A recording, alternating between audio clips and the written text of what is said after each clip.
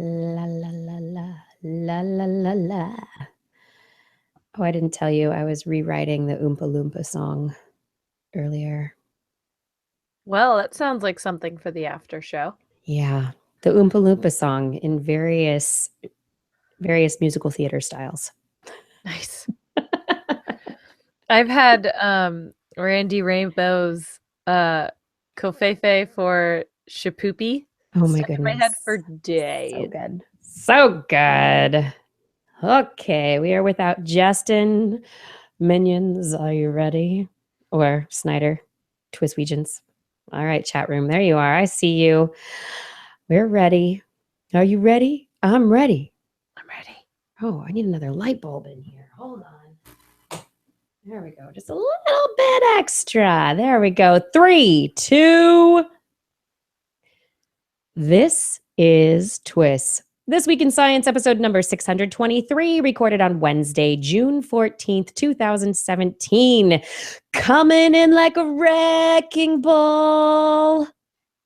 Hey everyone, I'm Dr. Kiki, and tonight on This Week in Science, we're going to fill your heads with cavities, promiscuous salamanders, and solar twinsies. But first, disclaimer, disclaimer, disclaimer. Are you tired? I am. But still, we're here. We've come here for camaraderie and enrichment, or at least that's part of why I'm here. Each week that I show up, no matter how tired I am when we begin, the idea of science as a connector, an equilibrator, and although some might protest, a democratizer, fills me with excitement and energy so that I'm able to bring you things that I find most exciting here on This Week in Science. Coming up next.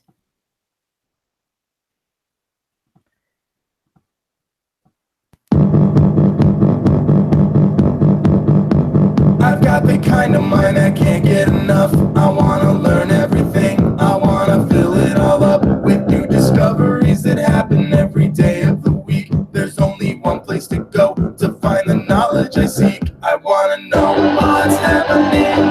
What's happening? What's happening this week in science? What's happening? What's happening? What's happening this week in science? Good science to you, Kiki. And good science to you, Blair. And we're missing Justin, unfortunately. But we are here as usual, bringing you all the science that we wanted to fill our rundown with. So much good stuff. We're back from Philadelphia.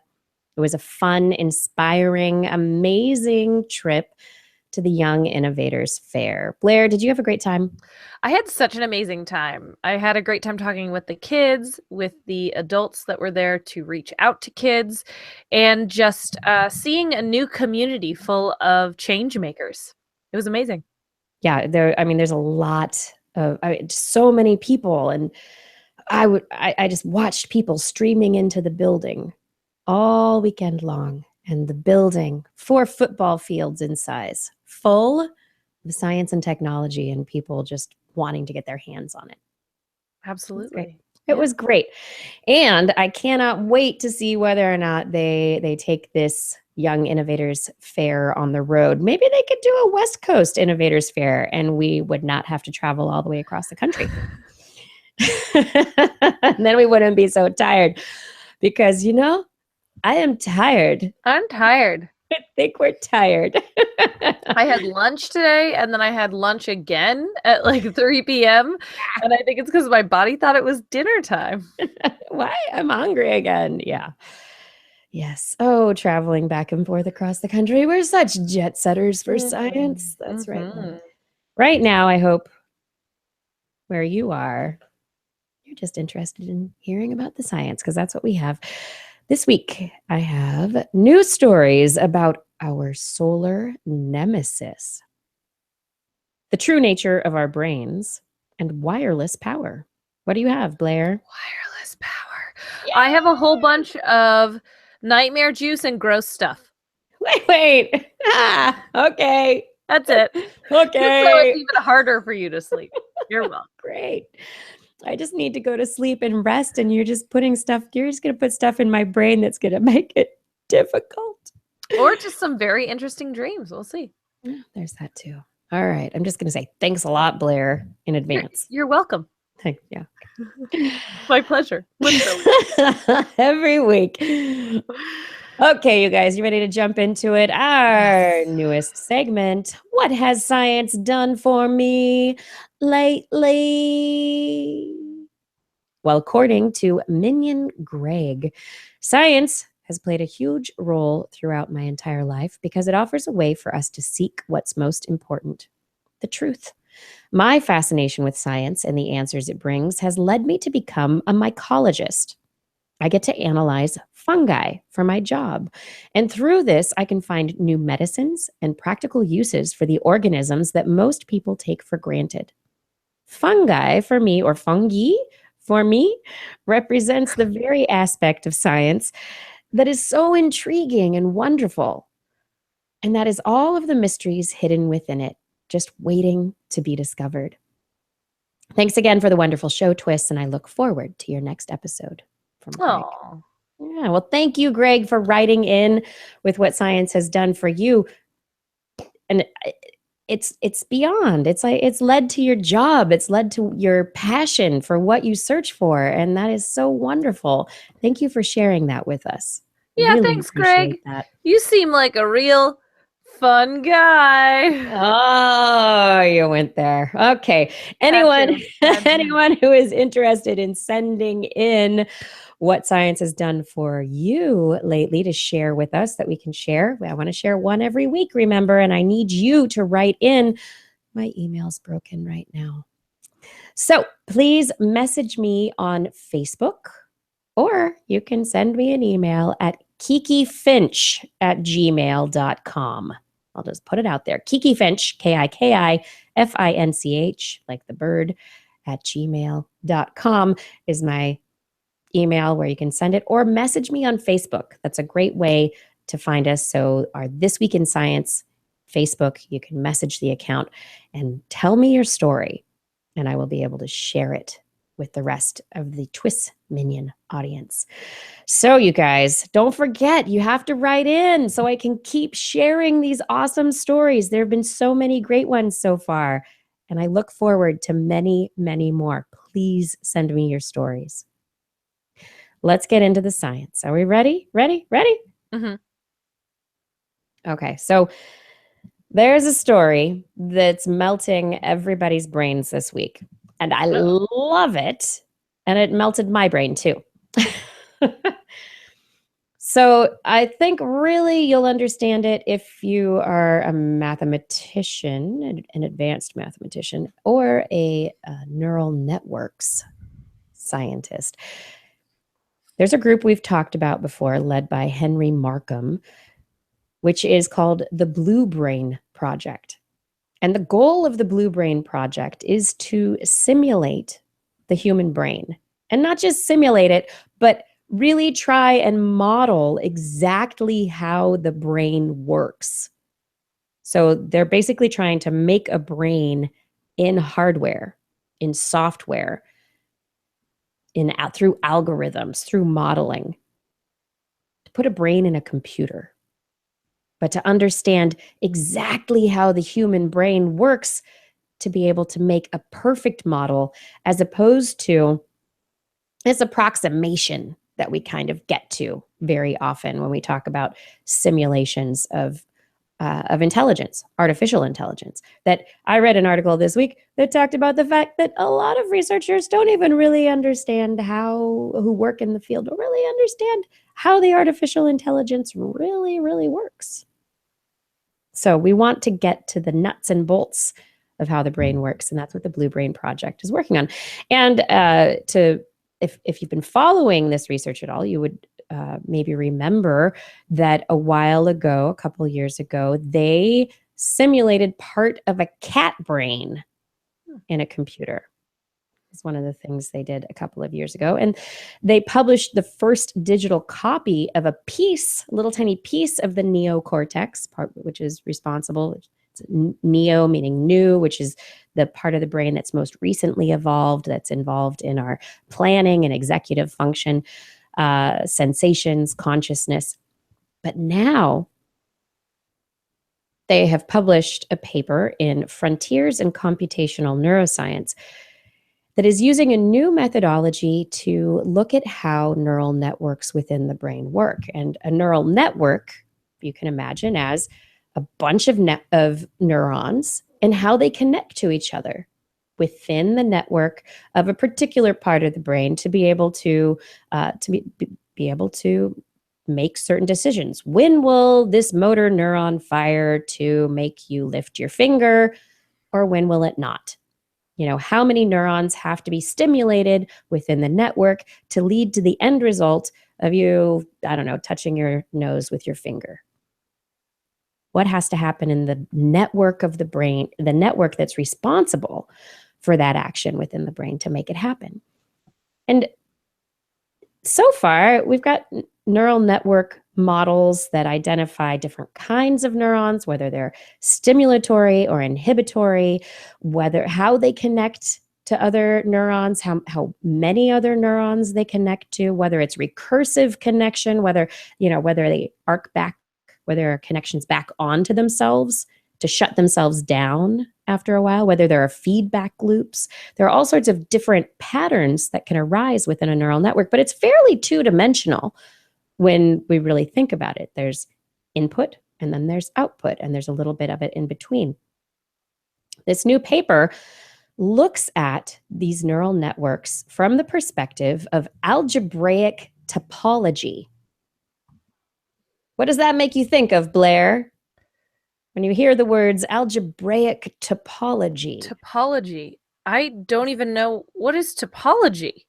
So this is the realm of mathematics that's involved in describing surfaces and structures. Oh, like topography. It's the same root. Kind of the same root. Yeah. So, okay, so algebraic topology in regards to the brain? Yes. And regard how bumpy your brain is? Not how bumpy your brain is, but looking at how within 3 dimensions of space and then the 4th dimension of time, we have, space. What space does your brain fill in the X, Y, and Z axes? And then there's also time, which is very important to how the frequency of neuronal firing and how they stimulate or inhibit each other. But the topology goes even farther than that, and some people have kind of explained it in relation to string theory and how string theory has looked at the universe and the idea that there are multiple dimensions to the universe, even though we only notice 4. There are up to 11 dimensions in the universe, possibly, based on all these intricately folded strings and structures and things that all work together. But here, this topology, this mathematical method of topology that they have used, has discovered new structures. And they say it's kind of like within these networks, when activity happens, when you say experience something or when you're remembering something, there's a certain confirmation of activity that is elicited within the brain that's almost like a sandcastle forming for a moment and then fading away. And so there's this interesting confirmation of the neurons within the network that create very ephemeral structures and cavities within the brain itself in multiple direct dimensions, in more than the standard 4 dimensions. And the hypothesis based on what they've discovered with this new mathematical technique is that the reason we haven't found where memories are held in our brain is that maybe they're not actually held in our brain, but as an emergent property of the networks themselves. What? Blow my mind. So Oh, what you're saying is yes. the memories are in the cloud. Kind of in the, yeah. Right? That's kind of So the neurons themselves hold the information for, when you're stimulated by a certain set of inputs, visual or auditory, that put you into a certain memory, that make you remember something, make you recall something, make something familiar. There's a certain subset of neurons that will become active in response to those things. Now, as they become active, they will start forming because of their activation, and whether or not they're activating at the right frequency, in the right conformation, with the right other neurons at the same time, to either allow you to have maybe a sense of deja vu or to relive a moment from your past. And those moments aren't held in the neurons themselves, but only in the way that they interact with each other, and these multidimensional structures and cavities that get formed as a result of their activation. Boom. I can't. Our brain is a multiverse. Yeah. Our brains are this. I love the idea that our brains are living in multiple dimensions. We're stuck here in our own realities, but our brains are living in multiple dimensions as we experience and remember things. And that maybe because we haven't looked at things in this particular way before, that's why we haven't found memories. That's why we haven't found them. But this kind of a technique could potentially lead us in the direction of really truly simulating a brain in a computer, of really understanding how the neural networks work and interact within themselves and with each other. And additionally, I just think it's just amazing that we're so much more than just the physicality. Now, I'm not going to go all new agey on everybody and go into some like multiple dimensions, and this is why we interact with the crystals and blah blah. No. I will say though, this kind of opens the door to a whole realm of what we don't know. So we know even less than we thought we knew. Yeah. But at the same time, it opens a door. We now know how little we know, you know? Yes. I know. Yeah. So, yeah, maybe because of this, because of the Blue Brain Project, maybe we will discover finally where memories are hiding in the brain, or in the cavities that are formed within these neural networks in the brain. That is such a dangerous world to embark upon, though. That seems so... It's just asking for a science fiction tragedy. To know exactly where memories are stored and how. Yeah, I mean, I've seen, what was it? Eternal Sunshine of the Spotless Mind. Spotless Mind. Yeah, exactly. I can't help but think about that. The second we know where the memories are, people will just want to have them professionally erased or augmented. Yeah. Which augmented, actually maybe could be helpful to certain individuals, like those with PTSD. Yes. That would be great to be able to help them. But to help you forget your ex-girlfriend. Exactly. Yeah. No, don't wipe periods of your life away. Nah, no. Your memories are what make you who you are. Mm-hmm. Why make yourself somebody different? Why do that? And so these studies, they didn't just model this. They didn't just do the math. They did model it in a computer. It all worked in a computer, but they also performed experiments on real brain tissue that confirmed what they were modeling in the computer. So they used the math, made a model in the computer, of how neurons would act in a particular situation.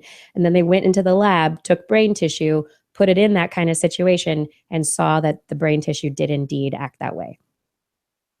So this is not just, oh, we've got a computer and some math. They actually took it to the next step to see if that's how the neural tissue did indeed act. And it indeed did. So, hey, people interested in math, topology, it could give us a lot of information about the brain. So if you're interested in neuroscience, topology might be the field to get into. Blair's like blinking her eyes right now, like, what did I just hear? I'm sure I'll understand it in a couple hours or days. No, I tried to read the paper and it's a struggle. It is high. It's a high level. It's definitely neural network mathematics. There's a lot of high level stuff in there. But I don't know. We'll see where it goes. I mean, whether or not this opens up conversation among neuroscientists, whether other people refute it. This is the beginning of a bunch of questions being asked for sure. Absolutely. Yeah. And then moving on, lots of people ask questions about our universe, right? Mm-hmm. Yeah. And we look out, scientists look out, astronomers of all amateur or professional look out into the universe, and very often we'll see stars. Our nearest neighbor there are a couple of stars. What is it? 3 stars actually? All together in their system. Lots of binary stars out there. But our sun, it's all by itself. It's a solo star. You're a solo star. Yeah, you're a solo star. Yeah. Our sun is all alone. And there's been this idea put forward that once a long time ago, our sun had a nemesis. Yes, and that our sun's nemesis careened around, and that was probably what sent the giant planetoid asteroid that smashed into Earth and ended up creating the moon. That maybe it was this nemesis star that did it. And people are like, oh, okay, we don't really have much proof of that. All right. But astronomers from UC Berkeley have been trying to figure out how common these binary star systems are. Really, how often do we see them in the sky? And they're out there a lot, but really, I mean, statistically, is it common or is it just average? Is it over average? Is what all of them, most of them are like? What is it like?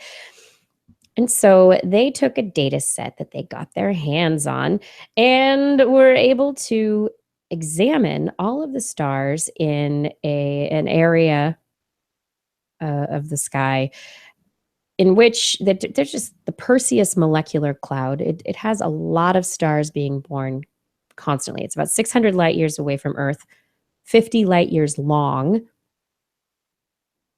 And there's a very complete survey called Vandom that was taken of it and found lots of different stars. And so it gave a great data set for these researchers to dig into and to look for young stars to see, okay, what do they look like when they're born? How are they really close together with other stars? Do they look like they're all binary stars? And so they took certain parameters to determine what would be a binary star system and what would not as it's being born and growing up. And the end results from this are that our sun may have had a stellar twin. Maybe indeed it did have a nemesis, because if we can take the results from this Perseus system and apply them across the universe, then most stars are born as a binary system. And single stars occur because one kind of fades away and fizzles, or they smash into each other and the one grows. But there's usually 2 stars together. So whatever happened to this other star probably has something else to do with what makes our planet special. Possibly, yeah. Especially since we talk about how far away the Earth is from the sun, about how it's in this Goldilocks zone, right? Mm-hmm. But if there was another sun, that would kind of mess up the whole equation about radiation and heat and all that kind of stuff. Not to mention it would mess up our orbit. It would change the length of our year. There would be so many things different if we were in a Exactly. binary system. Yeah, so it kind of adds to that equation where everything happened in the most advantageous way for life to happen. Yeah. But the question is, if we formed around a single star that possibly had a twin that either went wandering or, where is that other star at this point in Just time? out in space somewhere. Where'd it go? So it could be. This other star could still be Could be out there. blazing and just be elsewhere. It could be elsewhere. Exactly. And the other idea, from what you're talking about is, what would it take for a binary star system to be stable enough for life to form around it, or for planets, rocky planets, to be able to harbor life where it could evolve to the extent that we have? And this moves me into the next story. Jupiter, big gas giant, right? On the other, it's Jupiter. On the other side of the asteroid belt, we've got big gas giant. People have said it's big planet. It's one of the biggest. And then, it's got such a huge gravitational field that it kept life-killing asteroids from bombarding Earth. And maybe because of Jupiter, we were able to evolve to the point that we have. That without a giant gas body like Jupiter, we might not have been able to get here. So a new study that was published suggests, this is from the Proceedings of the National Academy of Sciences, not only is Jupiter the biggest planet in our solar system with its giant magnetic field, it's also probably the oldest planet. It was probably the first planet to form in our solar system. And it might have a rocky core that early, before 1 million years of evolution in our solar system had passed, Jupiter had very likely grabbed onto a bunch of gas and dust and probably just started sucking it all together and assembling itself. Gravity started taking hold of stuff and making it grow and grow and grow.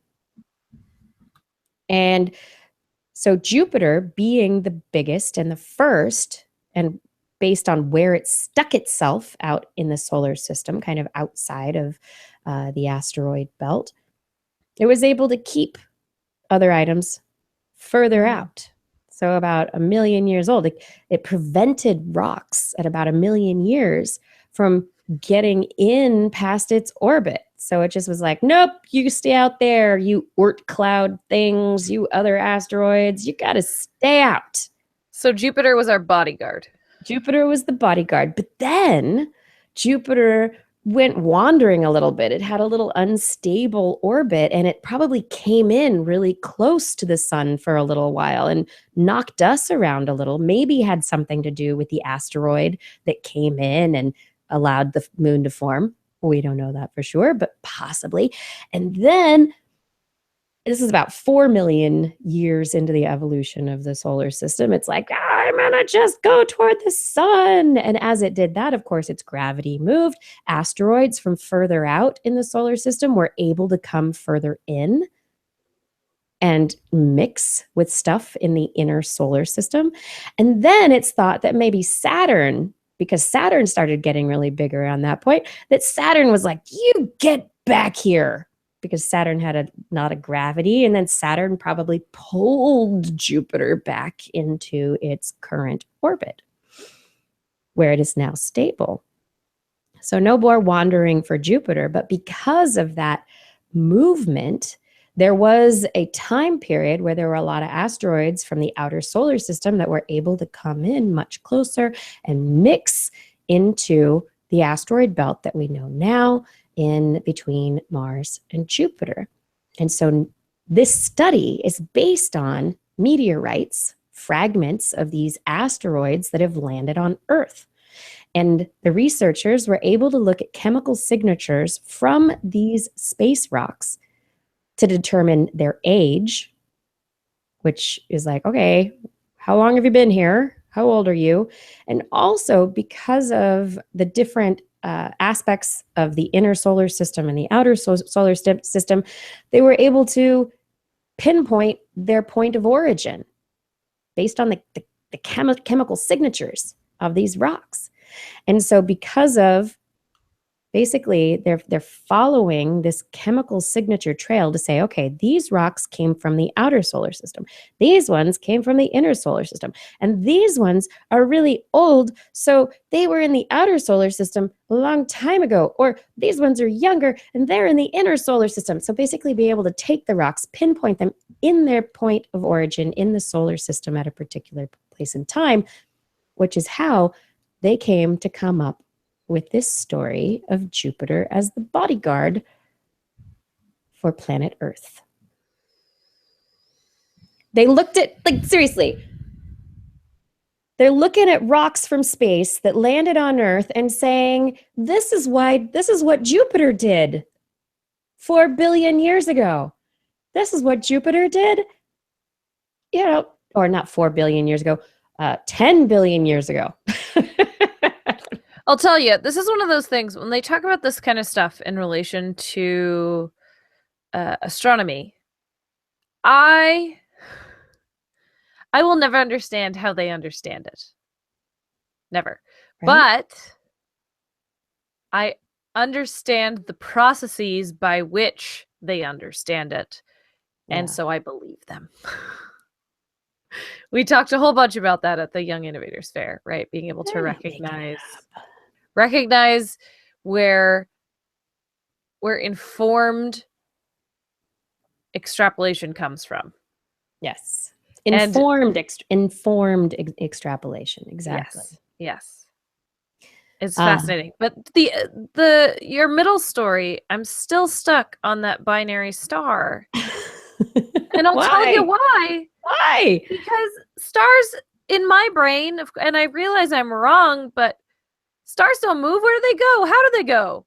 Where are they going? Stars are moving all the time. We're moving with our star. Yes, that's true. But why is this sister star just like peace, and then it leaves? And are there other bodies around that?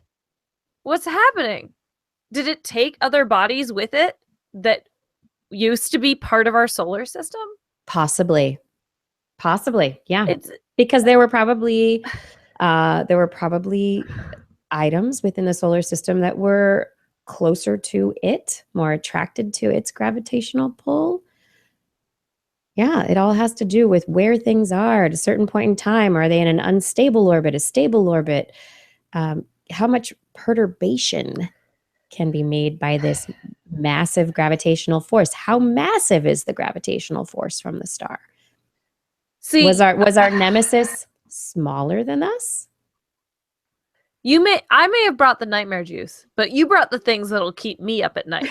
Because I'll just be laying there trying to picture the sister star that used to be hanging out with our sun. And now it's just out there somewhere, like so far out, man. Like, where even, so man? Far out. You're just going to lie in bed whispering to yourself, Nemesis. Nemesis, where are you? Nemesis, where are you?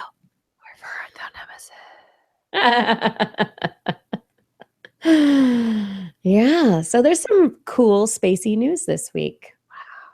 Yeah. Far out, man. Rocks on Earth telling us potentially about the history of Jupiter. There's still stuff that needs to be worked out because, as you said, extrapolation, but informed extrapolation. And then these binary stars, maybe our sun had a twin.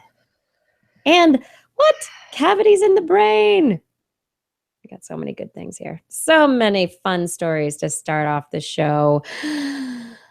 Justin's here. Welcome. Thanks Hi, for Justin. coming. How do you get rid of cavities in your brain? How do you like floss? You don't want to get rid of them. The Brush cavities twice in a day. Oh. Yeah. cavities in your brain are good. You want them. You Brain want them. brainwash? No, that's a bad thing. Yeah. The question is more cavities in your brain better for intelligence? Do people with higher intelligences have more cavities in their brain? This is a question that still needs to be answered. I hope that the scientists get on it soon. Yo. Well, okay. Nothing to make a intellectual point, but to finish off with yo. Yo. I'm working on it.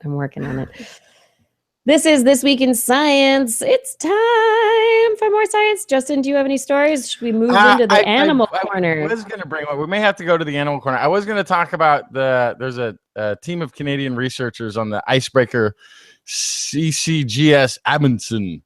They were going to be doing, it's part of a 4-year, $17 million project to study global warming in the Hudson Bay, but they had to cancel it. Is it because there's no ice? No, because there's too many icebergs. The ice, they're on an icebreaker, and yet it was still the conditions were too bad because of global warming for the ship that they were going to send to study effects of global warming into the area. Sounds about right. So, it's not climate. This is the thing that we need to remind people, though. While there's a certain amount of irony that is not lost, the effects of certain environmental factors on the amount of icebergs or sea ice at a particular point in time, and whether it's raining or cold, that's weather. It is weather. It's not climate. that it's rainy or cold, though. This is there's just a lot of there's ice, which is this is great, because weren't we just talking about how little sea ice there was last summer? But it's not. Yeah, okay. It's not just sea ice. If the sea is frozen, that's one thing. That's what this ship is built to do. It's an icebreaker. It's designed to be. But I guess when you get these sort of hidden icebergs floating all around in the water, then it becomes a severe condition. Well, yeah, you don't want to sail in a sea full of hidden icebergs. That's like a recipe for the Titanic. Exactly. Yeah, no, but still, weather, not necessarily climate. Anything attached to one, nope. Anything related to one particular year or even season is weather. It's not climate. Climate is trends over time, periods of time, like a decade. So, if you say so. Irony. It could be this weather is the result of climatic changes. Yeah, no, this is the root of a lot of the problem in the discourse. So the metaphor we always use is weather is what you're wearing today, and climate is your entire wardrobe. So today I was wearing a flannel shirt and jeans to work, but I would never wear snow pants to work because the climate in San Francisco is not a place where it snows. So it's about it. I don't even own those in my closet because that's not appropriate to this climate. Right. The Gem Doctor just posted, climate is what you expect. Weather is what you get. That's a good one.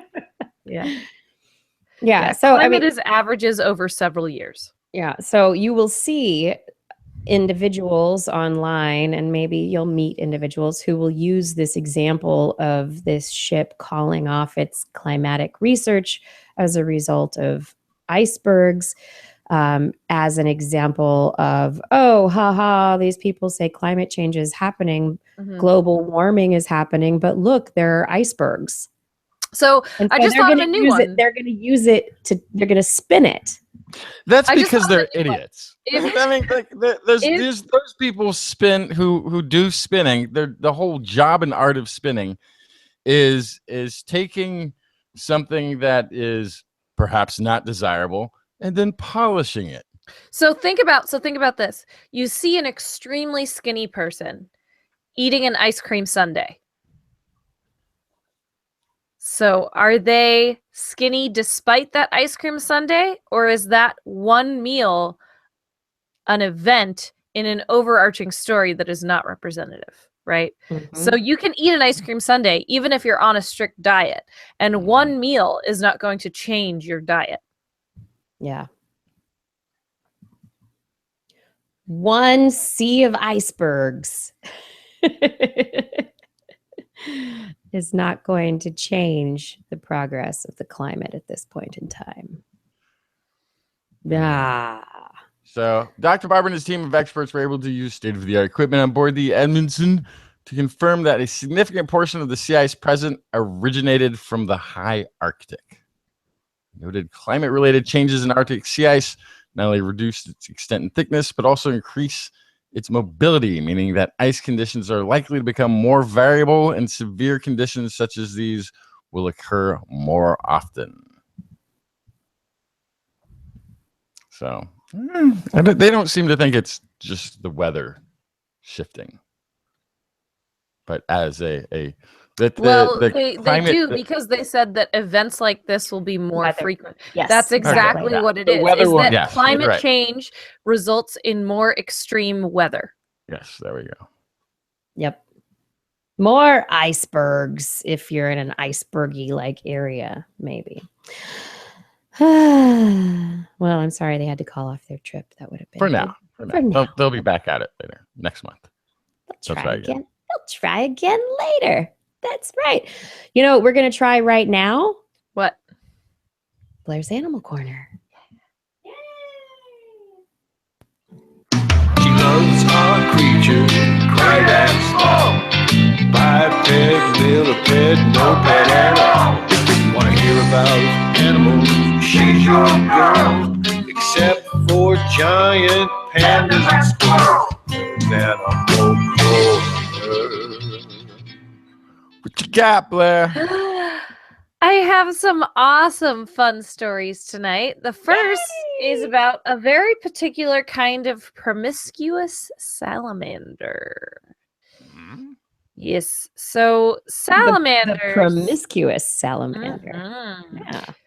There is one type of salamander in the genus Ambystoma that is a hybrid of only females. And a research team from University of Iowa, by analyzing the genome of this weird unisex hybrid genus, figured out how this is continually happening. So this isn't something where there's just mules popping up left and right, right? This isn't something where wolf dogs are just habitually showing up where these salamanders live. This is a consistent population of unisex of all female hybrid salamanders. What is this and why is this happening? It turns out their genetic profile is equal contributions from males of 3 separate salamander species. So a female of one of these species, Ambystoma laterale, Ambystoma texanum, and Ambystoma tigrinum, all of them, so a female will mate with multiple males of different species, and they are selective about their gene expression. This is crazy. Yes. And so the question here, I'm going to skip right to the end of this. The question that these researchers really want to know next is how and why, and also how. Yeah, how? What? Why? And how? How again? So balanced gene expression.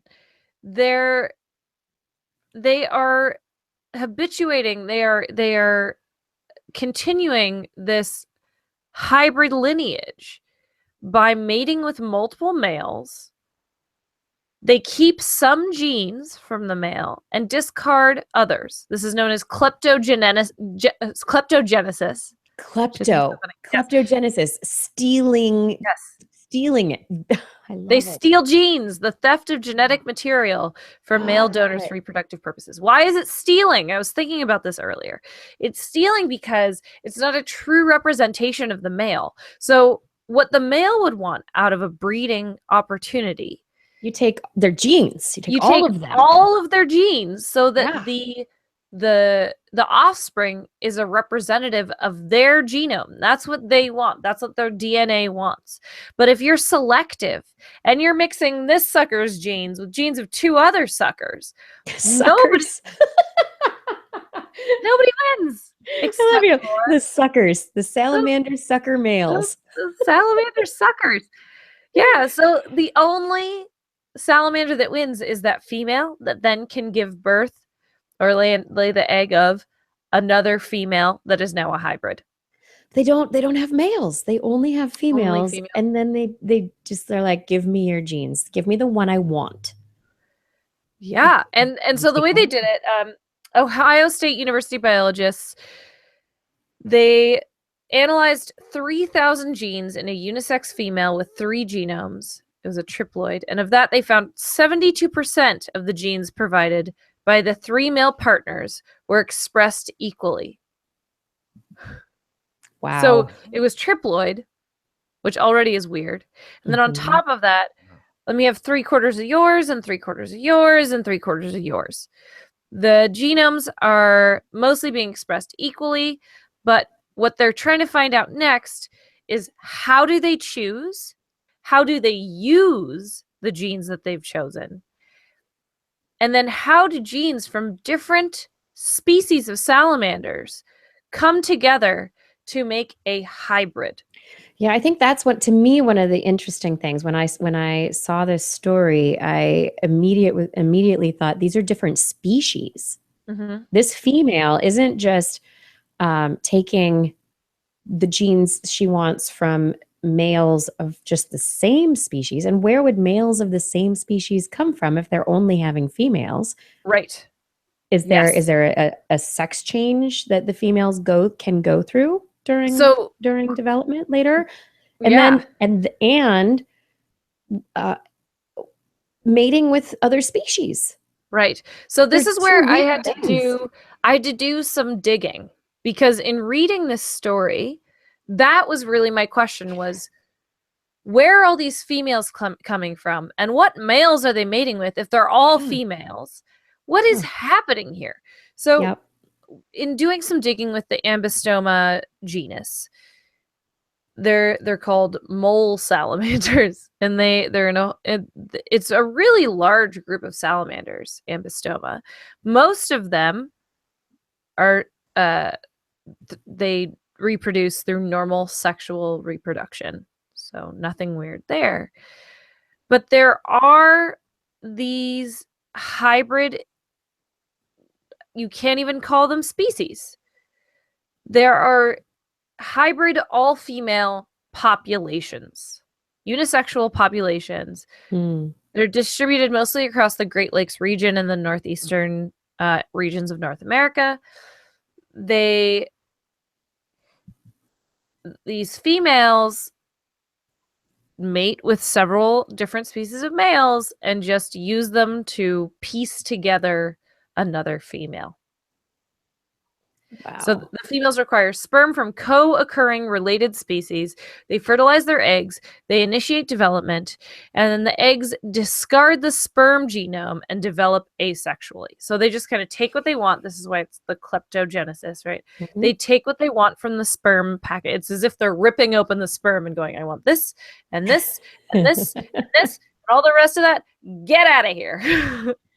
It's interesting. Dicktel in the chat room says, The Voltron of salamanders. Yes, certainly. I'll be the arm. You be the leg. Yes. I'll be the head. Absolutely. Yeah. So I think this is fascinating. I mean, this is so different from any other mating system that we've talked about before. yes. And it's something that hasn't really been discussed and still is not really understood. Yeah. So they I love this. They liken the way they use the genomes of these different salamanders to a sports team. What? Huh? Yes. So it's like having a sports team with a roster of all equally competent players, but no star athletes. If you have a team that's unbalanced and loses a top player, you won't win. But if every player is equal, then you don't lose as much. So instead of trying to get the most fit male to reproduce with, they mate with 3, 4, 5 males of different species, assemble the best parts of each of them. You have a winning team. So Okay. look for more on these weird unisex hybrid salamanders. I'll be sure to report it if I hear anything. Yeah, else. they're so fascinating. Yes. So fascinating. And speaking of weird evolutionary tactics, There's more. Oh, wait, there's more. let's talk about meerkats. Oh, they're so cute. I love watching them at the They're zoo. very cute. Yeah. And Meerkat they're, Manor. for a long time, they were classified with mustelids in the weasel family. And until pretty recently, I thought they still were. But they've actually since been recategorized as completely unrelated and actually resembling other weasels as a result of convergent evolution. They're predators. They eat things that live in holes. And so they hunt similarly and have a similar body shape to weasels. But meerkats and mongooses are now in a separate group, actually closer related to felines. And mongooses are closer related to canids. So they're all carnivores, but they've kind of been parsed out thanks to DNA. So now looking at that, something else that meerkats have in common with mustelids, another case of convergent evolution, is in scent marking. So mustelids, weasels, meerkats, mongooses, and skunks all used to be in the same group, not just because they were long and skinny and predators, but also because they all scent mark. Skunks also since have been pulled out into their own little group. But all these animals have very particular scent marking structures. The meerkat in particular makes a pungent paste in a pouch beneath their tails. Yum. Paste. A paste. Paste. They smear it on plants, rocks, they smear it on each other. This is how they mark their territory and their family. And with one smell, they can tell if a space belongs to themselves, to a relative, a rival, or a mate. And how do they make this paste? Great question. So that's what this study is all about from Duke University. Good They job, wanted Justin. to find out not so much how they make the paste, but what makes the paste have a unique chemical signal. They found that it has to do with bacteria. Yes, our good friend bacteria. So the question was, do they inherit the odor, which is what would be expected, right? Is that it's genetically based? Is it picked up from their environment, or does it come from somewhere else? It's from the bacteria. Researchers identified the types of bacteria living in meerkat paste by looking at gene sequences, and they analyzed the complex mixtures of chemicals that give the paste its musky odor using a technique called gas chromatography mass spectrometry, which we talk about all the time on the show. So meerkat scents are subtle for most humans, thank goodness, to see or smell, but they are crawling with bacteria. They identified more than 1,000 types of bacteria inhabiting the meerkat paste. They also detected nearly 220 volatile chemicals, alcohols, aldehydes, and other compounds. What's most important, though, is that individuals with similar microbial communities had similar odor profiles. This suggests that meerkat sex and group-specific scents are a byproduct of the bacteria feeding on the secretions in the warm, moist inner folds of the animal's anal pouches. Let me read that sentence again because it was so fun. Would you please? Would you This please? result suggests that meerkat sex and group-specific scents are a byproduct of bacteria feeding on secretions in the warm, moist inner folds of the animal's anal pouches, therefore releasing airborne chemicals that are co-opted for communication. So the specific bouquet to a group or to a family isn't because of shared genes, but because they share bacteria. They're most likely passing the bacteria when they rub their anal glands on the same surfaces, or during grooming, or other types of social contact. So if you've got a mom or a dad that wants the whole family to wear matching tracksuits as they go out to an event, just understand it could be much worse. It It could be so much worse. Oh, man.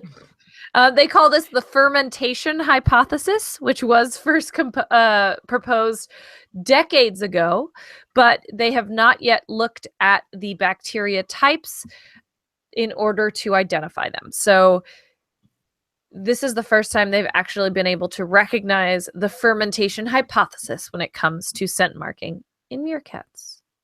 Wow. So, wow. Yeah, and to draw parallels, I'm fermentation in the anal gland, bacteria, odor, and all the bacteria that these individuals have. It's not just this creates the individual odor that then they can use to recognize whether or not they're related. Right. So remember the smell study we talk about all the time with human females. Sniff my armpit. They made men wear shirts, go to the gym. The women smelled and decided that some were more attractive than others, and it was directly related to how unrelated they were genetically.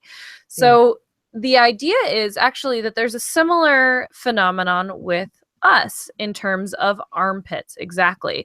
So most of the stink coming from your armpits it's from bacteria. It's not from the sweat itself. It's from the bacteria living in your armpit. Yum. So that odor, even though we might be using that to identify kin from strangers, from people who are genetically similar to dissimilar, it could still be all because of the microbes.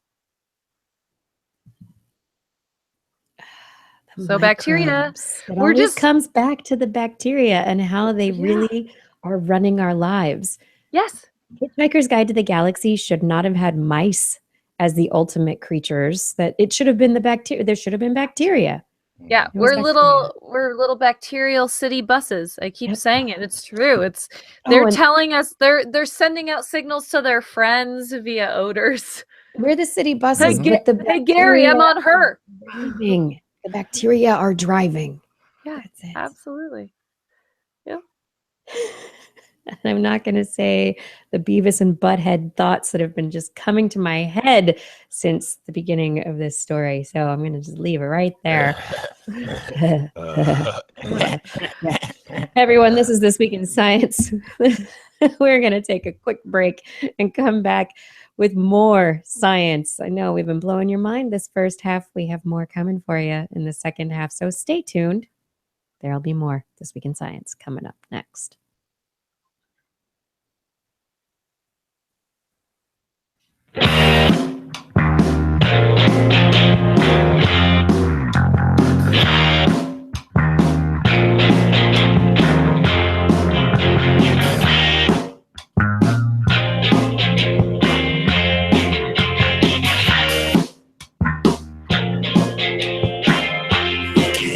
Explain the things you heard with more than Intuition, the line of reason shows the way to go. No conclusion. The method to hypothesis and patience are the only things I need. Put on a pair of goggles and go looking for the things I couldn't see. Hey everyone, I hope you're enjoying the show. I want to thank you so much for all of your support and for helping us get to the places we want to go, for allowing us to continue to bring you the show week after week, for helping us go across the country to the Young Innovators Fair in Philadelphia this last weekend. These things we get to do, the weeks after weeks after weeks of the show that we put on, it's all thanks to you.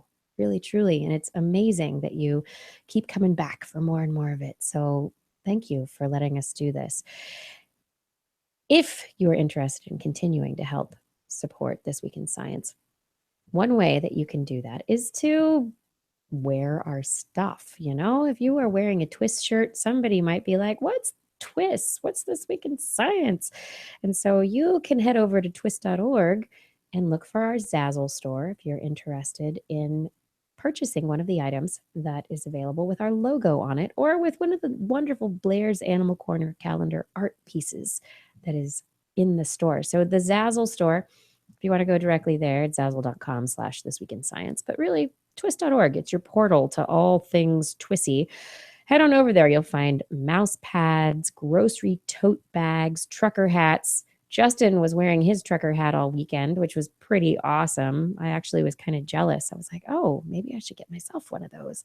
We've got t-shirts, we've got coffee mugs, all sorts of fun things. If you peruse our gallery, we have many items. I'm sure there's something that you will find in there.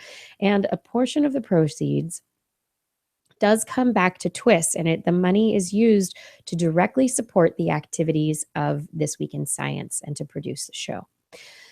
Right now, I'm looking at the website right now. It looks like there's a Zazzle deal, 25% off a lot of the items. So right now might be a time to go in and see if you can get yourself something nice for TWIS. 25% off. Head on over there right now. Additionally, if you want to help continue to support TWIS, we do accept donations. One way is you can click on this wonderful little donate button that we've had for years on our website. This donate button takes you to a PayPal interface where you can just input some financial information and transfer money. And that's what happens. But you know, that money, again, is used to support the activities of This Week in Science. It is used to get us new equipment when we need it. It's used to make sure that we have a website that works, all the things that we need. That's what it goes to. And finally, if you are interested, we also have a Patreon account. And Patreon is a wonderful community where you are able to you're able to become a patron. Click on a button, become a patron, and you support us in an ongoing fashion, episode by episode. So you can say, I want to help out for 3 episodes a month. I want to help out for all the episodes a month. I just want to help out for 1 episode a month. But you can choose what your level of support is. And as you do support us, you can choose the level, whether it's $1 an episode, $2 an episode. We have multiple levels. Some of them you get stuff in return. And the big message, though, is that all of it goes toward making this show happen and keeping it going, making sure that we are able to continue to bring you TWIS week after week after week. And you know, we really could not do any of this without you.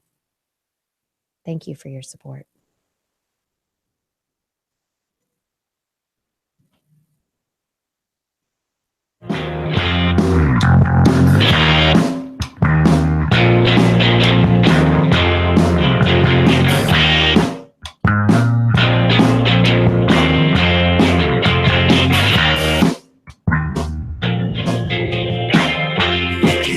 Explain the things you heard with more than intuition. The line of reason shows the way to go. No conclusion. The methods of hypothesis and patience are the only things I need. And we're back with more This Week in Science. Yeah, we are. Justin, do you have another story? Yeah, this is from the Australian National University and the University of Sydney. Excuse me.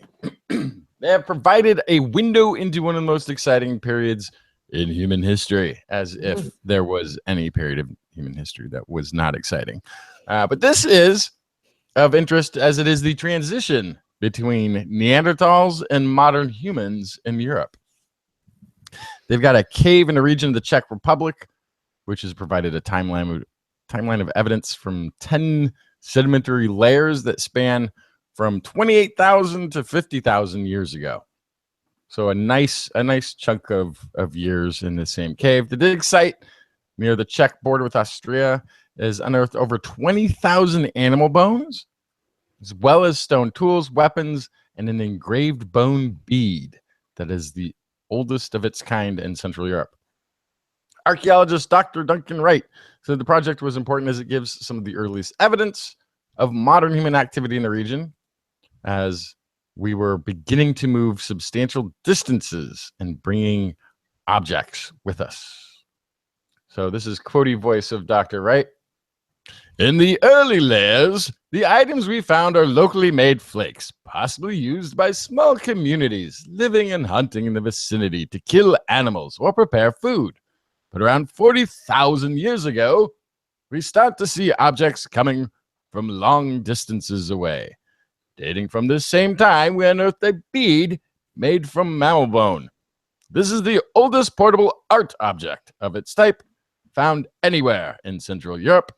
So between these two periods, we've either seen a change in behavior and human movement, or possibly a change in species. So archaeologist Ladislav Lehman at the University of Sydney said one of the biggest questions is the beginning of human exploration of the landscape by Homo sapiens, who arrived in this area for the first time. So somewhere between 40 to 48,000 years ago, people start moving around a lot. The inhabitants of the cave start becoming much more mobile. Instead of moving short distances from the cave, they're now walking hundreds of kilometers and pretty often because the materials. So that first 28,000 to about 40,000 years ago, the materials in this cave are local. If you find your flints, it came from a rock that was, you could throw this rock at and it would hit that rock that this flint came from. And then all of a sudden, around that 40,000 year mark, they start coming from hundreds of thousands of kilometers away. And not just from in one direction. It's not like a group just picked up, made their flints here, and then moved to the cave. These where they're identifying the origins of these flakes. Some are coming from the north, some are from the east. They're coming from every direction. So it either means that the people living in this cave became super mobile and started traveling around and finding, ooh, here's a new rock I've not seen before. Let me make one of my flint tools out of this. Or it could even be trade, right? It could be that there's enough of a population out there of like-minded hominins that they're like, oh, I like pretty rocks, you like pretty rocks, but we have different pretty rocks. Yeah, I'll trade you. Sort of like trading baseball cards. Nobody trades baseball cards anymore. Nobody knows what those are. Right. I have a Darth Vader card, but I'm not going to trade it with anybody. No. Yeah, I love the idea here that they start, either they're running out of materials close to hand and they're having to go further afield to find them, and they're getting new ones, and then running further afield, they start running. I don't think they're running out because it's all similar stuff. They're building similar tools with it, Right. but it's different materials that they're using to build it with. Also, it's interesting. We talked about this method, the new system where they can test DNA within the soil to go back over layers. Right. So they've been sent through analysis using this technique, which is sort of how they differentiated where in time some of this was. But it's also they're waiting for results from that so they can find out, is this Neanderthal? Is this modern human from the different layers? And they're suspicious people, these scientists. They're suspecting that the really highly mobile artifacts are going to be from modern humans, and that they will sort of replace the Neanderthal population or merged with it. But they're waiting now for this DNA analysis from these soil layers to tell them which was which. So the DNA analysis is still underway, and they're waiting. Awesome. So there's more to come from this study. Yes. Cool. I think it's neat, the idea that there's like multiple species of people. And we humans. find this quite a bit. Like Absorbing their genes, 3 of them at a time. Yeah, but they're No, like that's a hanging different- out. These different Oh, species oh, are a like little bit. hanging out, going, "Hey, how's it going? What you Yeah, doing? but it's You like want a the spear Thai, tip?" I think it's a Thai cave in Siberia. That's the one where we found a Neanderthal that had some human DNA in it, but this would have been, well before the classic out of Africa. So some other group of modern humans or close relative made it all the way to Siberia and mated with a Neanderthal there, but also Denisovans. I'm going to do it still. Denisovans. Denisovan, you say Denisovan, tomato. Denisovans in that same cave also lived there. So there was another spot where you had humans in this cave, you had Denisovans in the cave, and you had Neanderthals in the cave at some point. So we hominins, we like our caves. We even once we stopped living in the cave, we started recreating it in our home structures. That's right. I would make a cave out of wood. I make cave out of wood. I make cave out of brick. I make cave out of anything. I live in cave. I live in cave. Well, caves are nice. They're warm. You don't get rained on. All sorts of. You can, you can snuggle up in them, watch a movie. It's all good. Okay, so this weekend when we were in Philadelphia, we talked with a guy about his art relating to Tesla. Mm-hmm. Right? And we kind of got in the conversation of Tesla is the dude who originated the idea of wireless energy. He wanted us to be able to have limitless free energy that was just transmitted through the air. Everyone would have access to it, be able to use it. It was an amazing idea. He created it in a lab. He had it functioning in a lab. He could hold a fluorescent light bulb and it would light up. Yeah, well That's ahead of his insane. time. Yes, well ahead of his time. But since invented radio, Marconi stole it. Don't listen to it. It's not Marconi. He stayed with Tesla, read his notes for like 2 months, and then left and invented radio all of a sudden, even though it was Marconi, you fraudster. Right. Tesla along. Tesla did it. Sorry. So anyway, moving on from that. Moving on from that side note, Tesla was doing this awesomeness, but now we are still trying to figure out how to make efficient wireless energy transmission possible, because it would really help out, especially with things like electric cars, to be able to drive along and not have to worry about stopping every so often and charging your car. What if there was electricity being projected maybe above the road or within the road or from below the road itself that could periodically charge your car as you drive and not have any wires to do it? You just drive and it charges your car as you go. It would be an amazing idea. What if you just wanted to walk around and have your cell phone charge and not have to plug it in or put it on a charging plate? That's dangerous. Yeah, Never have to unplug. Yeah, well, we have, there is a concern also about the frequency of the electromagnetic spectrum at which this transmission would take place and whether or not it is healthy for people or not. We do not exactly know the details of all of this yet. I mean, we walk around in an electromagnetic world. Yeah. So I'm not too concerned about it at this point in time. But Stanford University has published a new study of their work to try and not just we've got it down to be able to, like, like Tesla, he could be still not moving in an electric field that was being transmitted, electric current that was being transmitted through the air, and his light bulb would turn on. But the problem that we've had in modern science is getting moving objects to be chargeable, because there's a certain, you have to, with the current moving in a certain place in space, you have to have the object in that line of space, and it has to be in the right orientation for it to be efficient. And there are all sorts of factors that have been an issue until now. What? We what? Huh? What did we It's do? still, What happened? Wait, it's- tell me the story. Wait, yeah, stop hesitating. Why aren't you telling me the story now? Tell me the story. Justin. So a graduate student in a lab in Stanford University, his name's Sid Asawarawarit. He has changed the conventional setup and added it's actually an off-the-shelf general purpose amplifier that they've added to the normal system. But in the it's not high cost. But it has increased the efficiency.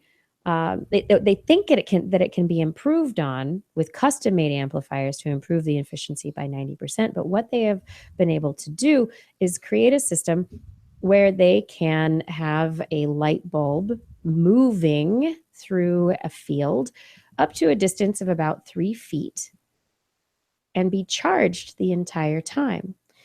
So they've got a system where the field is produced, and then they can just move the receiving end through it, and up to 3 feet. So this is getting at that idea of a moving vehicle, a moving person. Kiki, isn't moving through an electrical field really bad for you? No, we do it all the time. We're constantly moving through electrical fields. But what about that elephant? The elephant that Topsy. The Coney Island elephant? The electrical current killed him. That was on purpose. Yeah. And it was very inefficient. It was very ugly. It was very inefficient. It was no, because they used alternating current. They should have used direct current. They used alternating current, and they weren't really trying to show that wireless transmission could take place in that situation. This was the situation where, what was his name? Who made the light bulb? Edison, where Edison was like, I'm going to take over Tesla's work, and I'm going to get alternating current removed from things, and we're going to use. Wasn't going to take over the work. He was going. Yeah, it was a negative publicity campaign because Edison already owned a bunch of direct current infrastructure, which was his invention, and Tesla had come out with alternating current and had gone. Even though he tried to basically give it to Edison rejected it, so he went to J.P. Morgan, I think it was, or somebody, and got it funded, and they were going to try their alternating current to put in houses, which is what we all have now. But to show the dangers of alternating current, so Edison was having dogs, cats, and eventually an elephant, and even the initial electric chair as punishment of death in New York City was created by Edison, again, as part of this negative ad campaign. We wouldn't have had an electric chair. The reason I brought that up is that even if, and I hope that we figure out how to power things as they move wirelessly, I guarantee there will need to be some sort of public information campaign. Absolutely. Because people will think they're going to walk around and get electrocuted. They will be. Actually, they're not going to walk around and be electrocuted. But only pedestrians. If you drive, you're fine. No. Yeah. So I expect I know somebody's going to say that's not healthy. Yeah. Yeah. These people are also afraid of smart meters. These people also are concerned that all the different frequencies of radio that you can tune into on a dial are also messing up their brains. Like, there's going to be people concerned about anything Of anyway. course. But that's fine. this in particular, I can just picture people being very concerned about magnetic fields and walking through them. But Yeah. I'm very excited for it. I think We're it's going to be walking fantastic. through. I mean, we walk through. We're in the magnetic field, within the magnetic field of the Earth. If we can Right? if we can use solar panels to harness electricity, and we can use that electricity to get around without requiring people to pull up to a station, to a charging station, it will be the path of least resistance. It will be better than gas because people won't have to stop and gas up their car. And that is what will make this work and completely change how we get around. Absolutely. But it we'll really have to will. find alternative ways. And it's not even gassing up the car. It's stopping for several hours to charge your vehicle. But I'm saying making it more convenient than gas will make electric cars the thing universally. Totally. And what makes it more except it's going to convenient create than other problems. gas, what makes it more convenient than gas is for it to continuously charge. Yep. Yes, but now we need a new way of getting beef jerky. Because of course, stopping at the gas station, walking in, and paying for your gas is then that's the only. Now where do I get this? That's how you get your you don't subscribe to the beef jerky box online. That's how everyone else gets their beef jerky now. You gotta get your beef jerky from the jerkybox.com. the big mail order group. That's right. So I'm gonna plug a TV show real quick here. Better Call Saul, which I think is a great show, but it's whatever. But there's a character in there.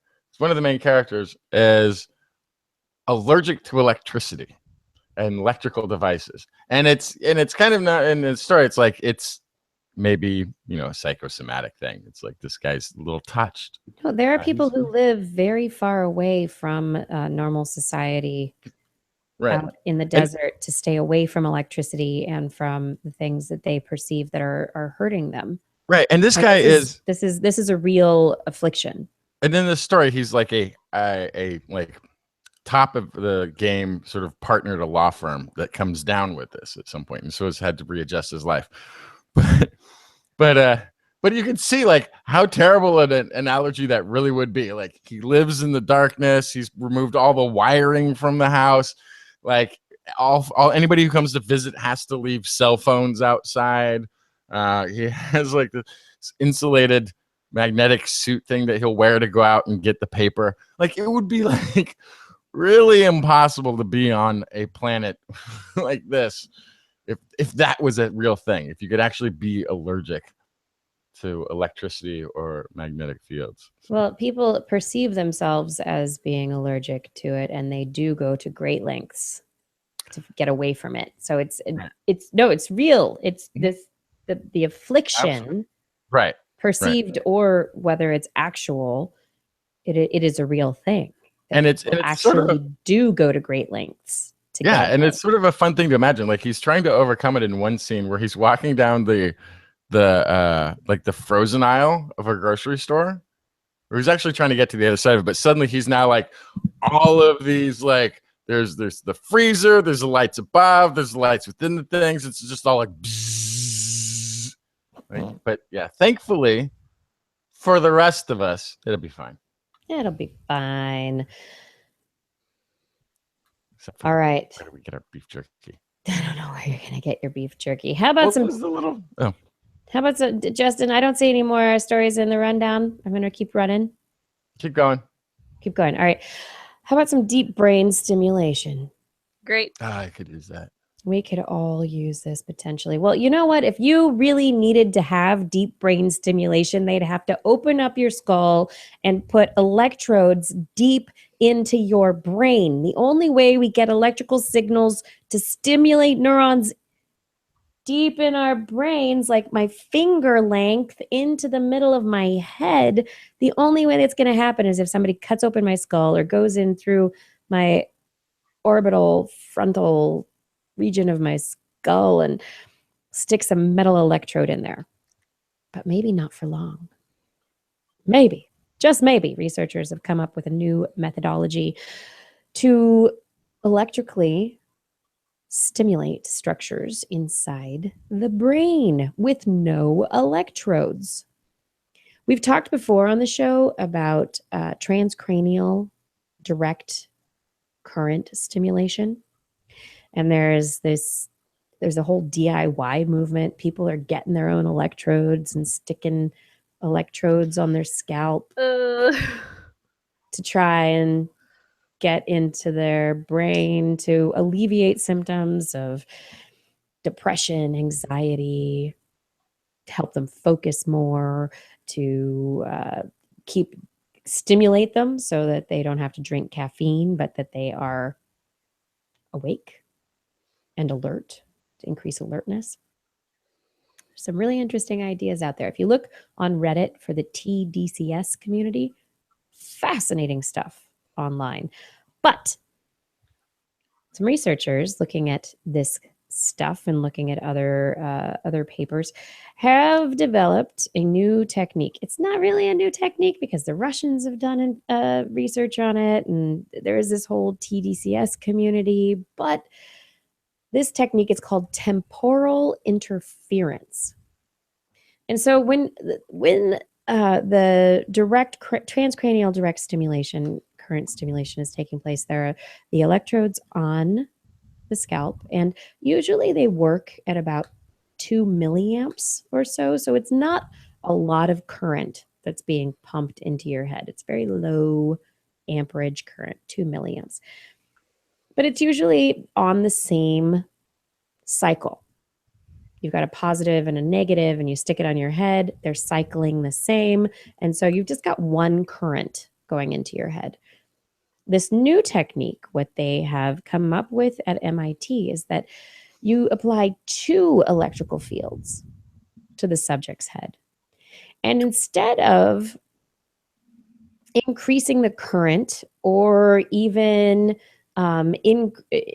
instead of increasing the current, what you do is you have these 2 electrical fields. And so you can have a positive and negative and a positive and a negative on each side of the head, or wherever they are located will help you triangulate to a certain location deeper within the brain. And by making them slightly offset, instead of having them work at exactly the same frequency, say 2 kilohertz, 2 kilohertz is not going to stimulate the brain. They did some experiments, and 2 kilohertz on its own doesn't really do anything to the brain. The brain responds to much lower frequency stimulation, like 10 hertz stimulation. But when you have 2 kilohertz and 2.01 kilohertz, what happens is the waves of each of those currents, the frequencies that they're working at, interfere with each other. And the interference pattern that occurs at a particular location in the brain is a much lower frequency, like 10 hertz, that the neurons of the brain respond to. And so they showed in their experiments that they could stimulate the hippocampus of the mouse brain. And that's, maybe like a centimeter away from the electrodes that they're using. The mouse brain's very small, so they're not still really working on the distances that they'd have to work on in the human brain. But we really need to get human-sized rats in the lab. Right? Wait. I love this idea, Blair. I love that. You're onto something. So many experiments. We're getting a good analog of humanity. Let's create giant lab rats. Yeah, we have to make them, rats. close to adult size, but really adult weight is what we need. So 180-pound lab rats. And with that brain size, I bet you it's, it doesn't hurt that I bet they get pretty close to sentient, if not surpass it. No. Size doesn't equate. Size matters. Blood flow matters. Of course it matters, but actually, it doesn't. That's an interesting thing I never even conceived of before.